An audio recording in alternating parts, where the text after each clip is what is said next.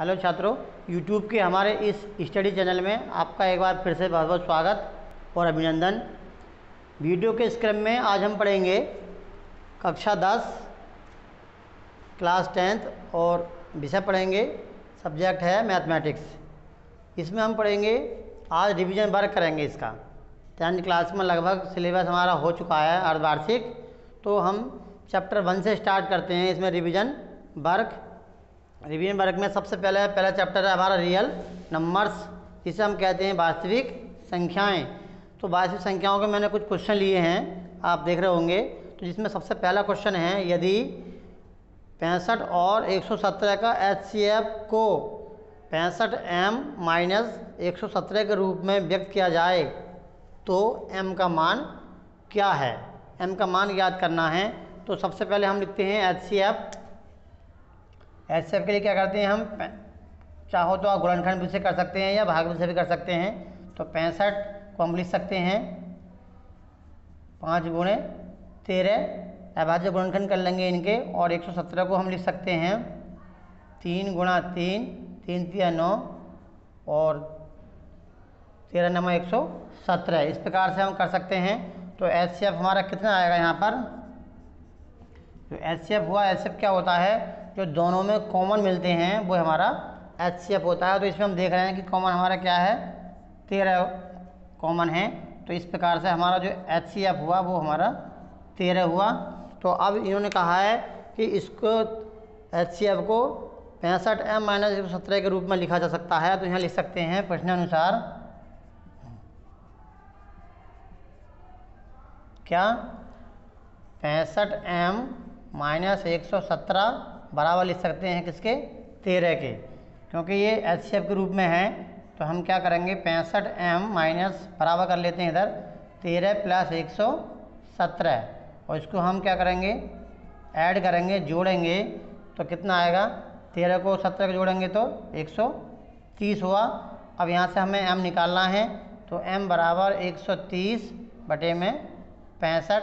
तो ये कट हो जाएगा कितनी बार, 2 बार। तो जो m की वैल्यू प्राप्त होगी हमारी वो कितनी आ जाएगी, 2। ये हुआ हमारा आंसर।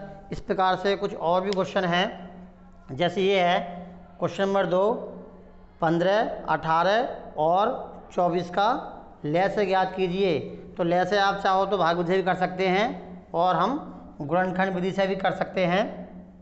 तो सबसे पहले हम गुणनखंड विधि से कर लेते हैं। तो 3 × 5 अभाज्य गुणनखंड करने होते हैं। 18 को भी लिख सकते हैं इस प्रकार से 3 × 3 9, या 2 से स्टार्ट कर लेते हैं, 2 × 3 6 और 6 × 3 18। 24 को भी ऐसे लिखेंगे। तो क्या करेंगे, 24 को 2 × 3, 2 × 2 भी कर सकते हैं, 2 दूनी 4 और 4 दूनी 8 और 8 × 3 24। क्या निकालना हमें, लय से ज्ञात करना है। तो लय से ज्ञात करने के लिए सबसे पहले हम देखते हैं कि जो कॉमन क्या है। कॉमन देख रहे हैं कि इसमें 3 प्रत्येक में है, तो 3 लिख दिया यहाँ पर हमने। और क्या करते हैं, जो शेष रखता है वो भी गुणा में हम उतार लेते हैं। तो यहाँ पर क्या रहा, शेष 5 रहा, तो 5 उतार लेंगे यहाँ पर। और यहाँ पर क्या रहा, ये दोनों शेष हैं 2 × 3, तो यहाँ पर हम 2 × 3 उतार लेंगे। और यहाँ पर कितना शेष है हमारा, 2, और ये 2 3 बार है, तो 2 × 2 × 2। इस प्रकार से तो कितना आएगा, ये 3 × 5 = 15, 15 दूनी 30। तो गुणा कर लेंगे, गुणा करने के बाद में जो भी हमारा आंसर आएगा वो, एक सेकेंड और ध्यान से समझें। पहले जो कॉमन होते हैं वो लिख देते हैं। यहाँ से 3 ये कॉमन है दोनों में, तीनों में, तो 3 लिया। अब यहाँ पर जो शेष रहा, अब इन दोनों में देखते हैं कि 2 भी कॉमन है, तो एक बार ये 2 ले लिया। अब यहाँ पर क्या रहा हमारा, ये 2 भी लिख सकते हैं इस प्रकार से, 3 ये हुआ हमारा। तो जो शेष रहा यहाँ पर क्या रहा, एक 3 रहा, ये 3 लिया हमने यहाँ से। और जो शेष रहे यहाँ से 1 2 हटा नहीं पड़ेगा, क्योंकि यहाँ से 2 कॉमन है, एक इनमें 1 2 ले लिया। अब यहाँ पर ये दोनों रहे शेष, तो इस प्रकार से हम इनकी करेंगे आपस में अब गुणा। तो कितना आएगा, 5 × 15, 15 दूनी 30, 30 × 90 और 90 × 4 करेंगे तो 9 × 36 360। इस प्रकार से ये आंसर हो जाएगा। आइए देखते हैं इसका क्वेश्चन नंबर 3। क्वेश्चन नंबर 3 में दिया है कि HCF ऑफ ये 252 और 594 का एचसीएफ कितना दिया है, 18 दिया है। तो एलसीएम ज्ञात कीजिए। तो एलसीएम करने के लिए क्या करेंगे, इसके लिए हम जानते हैं दो संख्या और एचसीएफ और एलसीएम में जो रिलेशन होता है वो क्या होता है, पहली संख्या गुणे दूसरी संख्या बराबर एचसीएफ गुणे में एलसीएम, ये इनमें एक रिलेशन होता है।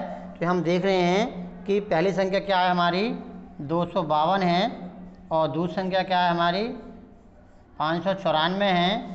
एचसीएफ कितना दे रखा है 18 और गुणे में एलसीएम जो कि हमें ज्ञात करना है।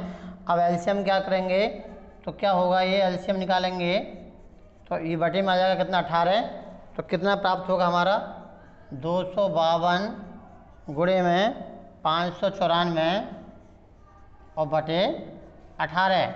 अब 18 से उसको कट कर देते हैं, भाग कर देते हैं, या और छोटी संख्या से भी काट सकते हैं। इसको करेंगे तो 18 एकन 18, यहाँ से 25 में से 18 निकालेंगे तो कितना बचेगा 7 बचेगा, तो 72 हुआ और 18 चौक 72 होते हैं, तो 14 प्राप्त हुआ हमारा। तो 14 गुणा 594। अब इसकी कर लेंगे हम गुणा आपस में, तो 14 चौका 56 हासिल 5 और 14 नवा 126 और 5 131 हासिल 13 और 14 पंजे 70 और 13 83। इस प्रकार से ये हमारा एलसीएम प्राप्त हुआ। तो लिख सकते हैं यहाँ पर एलसीएम बराबर 83 16। आशा करता हूँ कि क्वेश्चन नंबर ये ठीक प्रकार से में आए होंगे। तो इसी प्रकार से और भी इस चैप्टर में क्वेश्चन हैं अलग अलग प्रकार के, वो आपको स्वयं करने हैं। आइए देखते हैं कुछ और क्वेश्चन। आइए अगला देखते हैं क्वेश्चन नंबर 4 में, सिद्ध कीजिए 3 प्लस के रूट 2 एक अपरिमेय संख्या है। तो इसको हम किस प्रकार से करेंगे, माना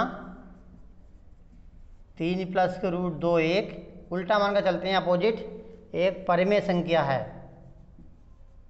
एक परिमेय संख्या है। यदि परिमेय है तो हम इसको लिख सकते हैं 3 प्लस के रूट 2 बराबर a/b, क्योंकि जो परिमेय संख्या होती है उसे हम a/b के रूप में लिख सकते हैं, जहाँ a b कोई पूर्णांक है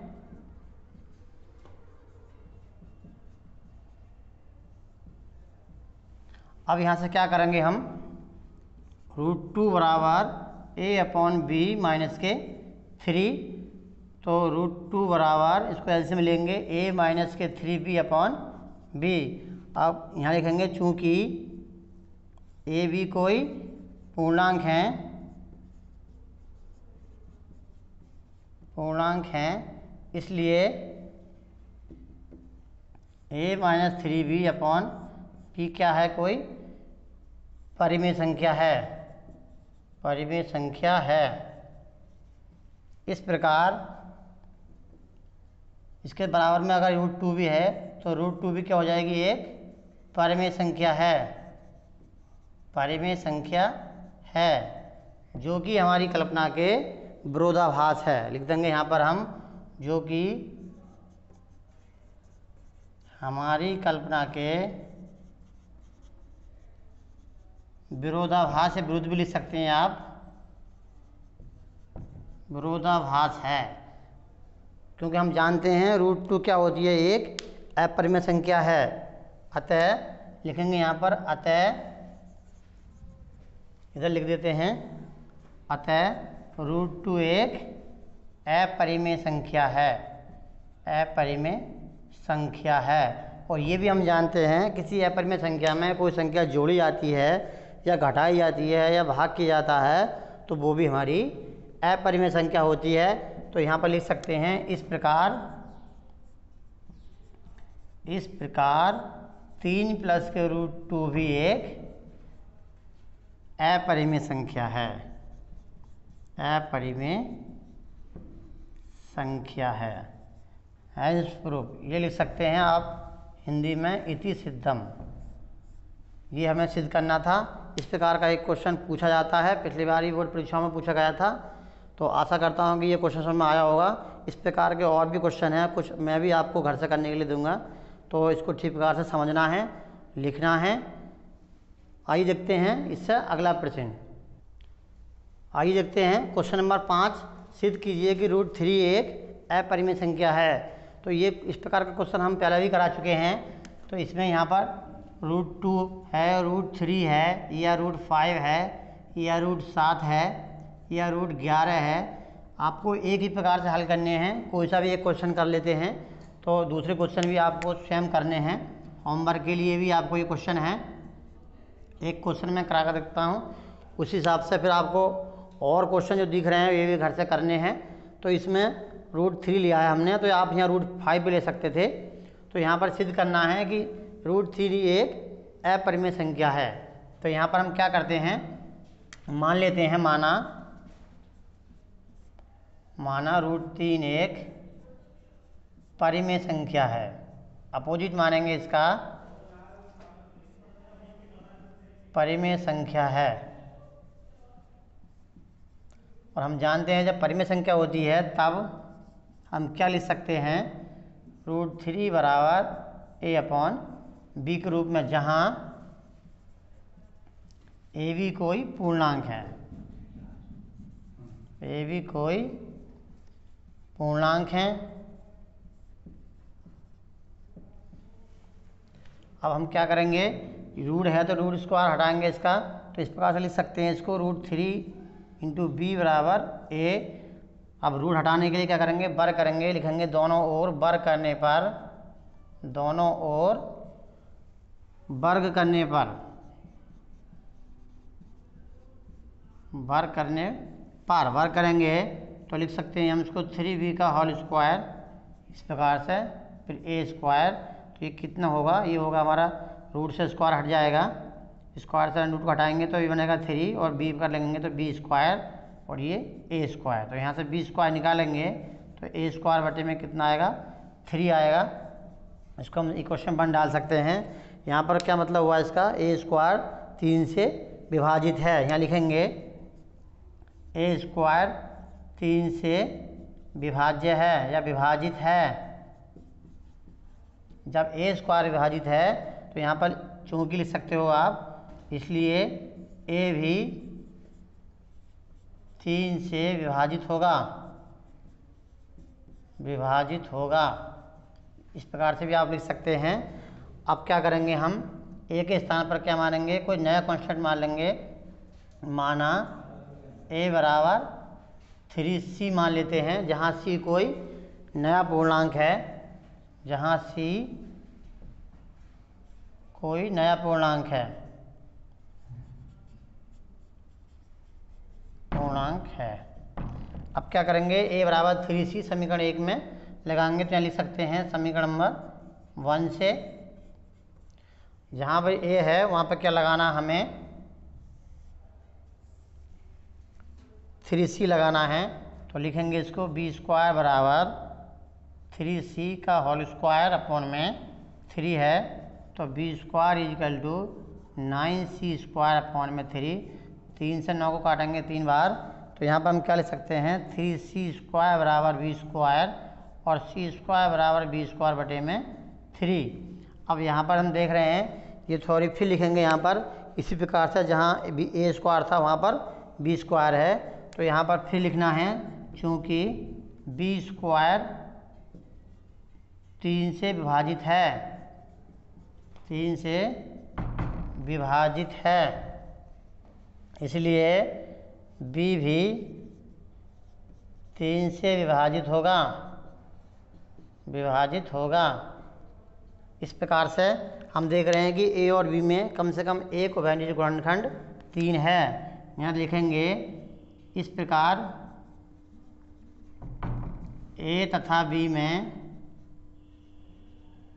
उभयनिष्ठ गुणनखंड 3 है, और चूंकि a भी कोई पूर्णांक है, a भी कोई पूर्णांक है, इसलिए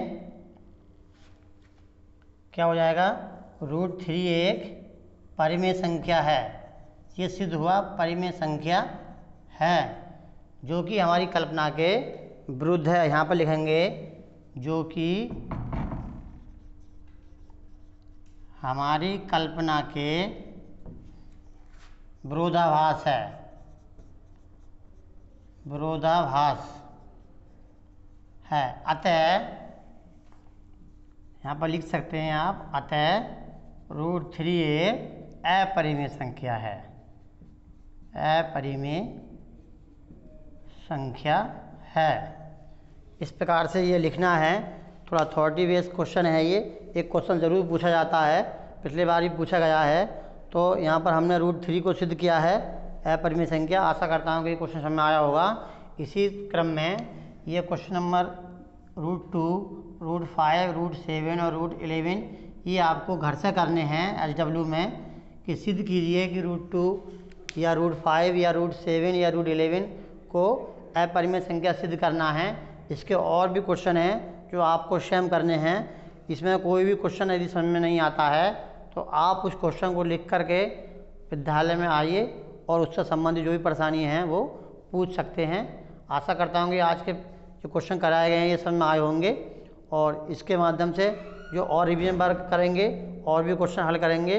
तो ये आज के लिए इतना ही। तो आपको ये सिद्ध करने हैं कि √2, √5, √7 और √11 एक अपरिमेय संख्या है। थैंक यू, धन्यवाद।